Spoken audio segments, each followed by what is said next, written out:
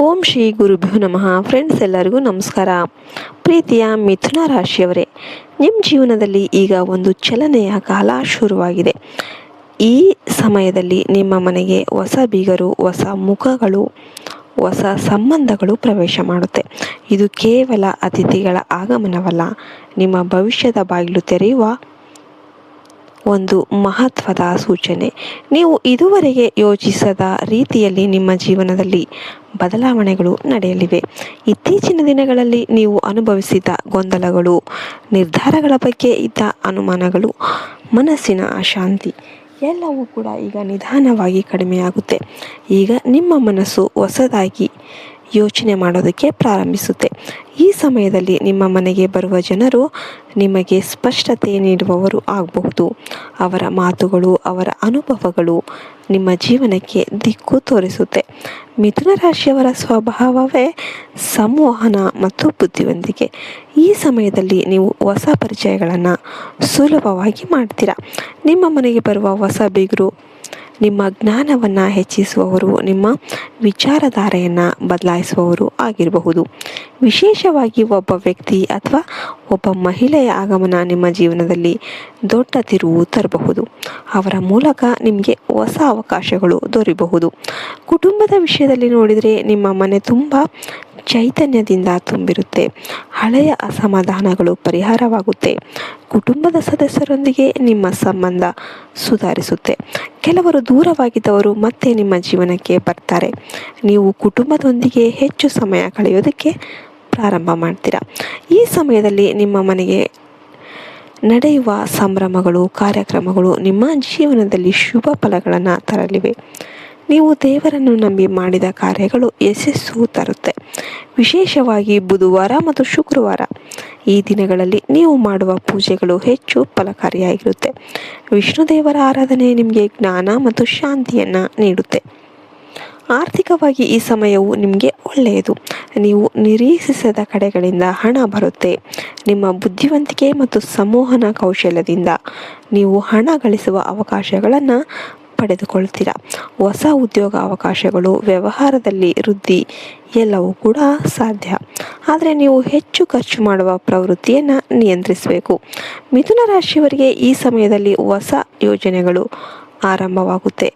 ನೀವು ಹೊಸ ಕಲಿಕೆ, ಹೊಸ ವ್ಯವಹಾರ ಅಥವಾ ಹೊಸ ಪ್ರಯತ್ನಗಳಿಗೆ ತೊಡಗಿಸಿಕೊಳ್ಳಬಹುದು. ನಿಮ್ಮ ಮನೆಗೆ ಬರುವ ಹೊಸ ಜನರು ಈ ವಿಷಯದಲ್ಲಿ ನಿಮಗೆ ಸಹಾಯ ಮಾಡಬಹುದು.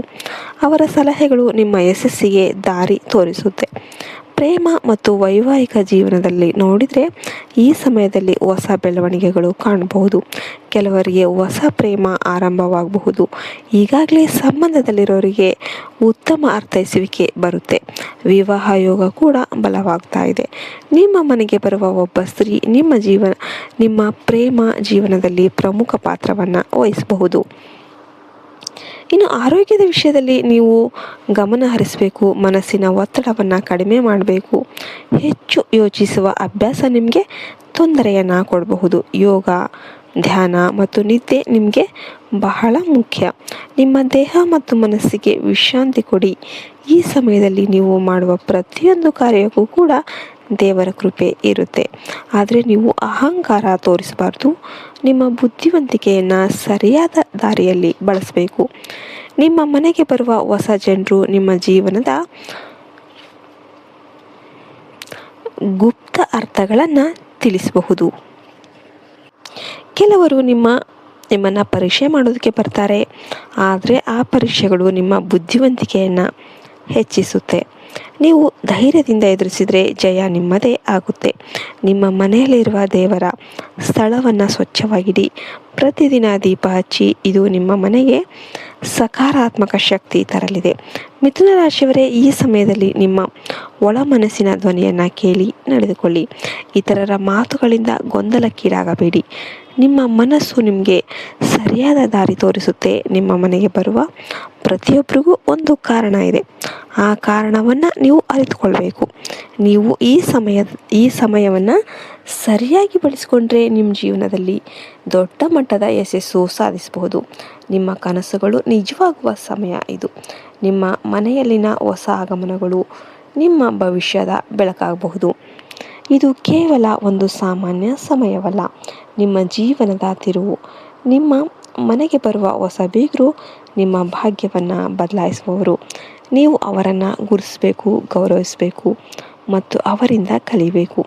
ಕೊನೆಗೆ ಒಂದು ಮಾತು, ದೇವರನ್ನು ನಂಬಿ ನಿಮ್ಮ ಮೇಲೆ ವಿಶ್ವಾಸ ಇಟ್ಟುಕೊಳ್ಳಿ. ನಿಮ್ಮ ಮನೆಗೆ ಬರುವ ಪ್ರತಿಯೊಂದು ಶುಭ ಶಕ್ತಿ ನಿಮ್ಮ ಜೀವನವನ್ನು ಉಜ್ವಲವಾಗಿಸುತ್ತೆ. ಮಿಥುನ ರಾಶಿಯವರೇ, ನಿಮ್ಮ ಹೊಸ ಅಧ್ಯಾಯ ಶುರುವಾಗಿದೆ. ನಿಮ್ಮ ಮನೆಗೆ ಬರುವ ಹೊಸ ಬೀಗರು ನಿಮ್ಮ ಯಶಸ್ಸಿನ ದ್ವಾರವನ್ನು ತೆರೆಯಲಿದ್ದಾರೆ. ನಿಮಗೆ ವಿಡಿಯೋ ಇಷ್ಟ ಆಯಿತು ಅಂದರೆ ವಿಡಿಯೋಗೆ ಒಂದು ಲೈಕ್ ಕೊಟ್ಟು ಜೈ ಶ್ರೀರಾಮ್ ಅಂತ ಕಮೆಂಟ್ ಮಾಡೋದನ್ನು ಮರಿಬೇಡಿ. ಜೈ ಹಿಂದ್, ಜೈ ಭಾರತ್ ಮಾತೆ. ಹರಿ ಓಂ ತತ್ಸತ್. ಸರ್ವೇ ಜನೋ ಸುಖಿನೋ ಭವಂತು.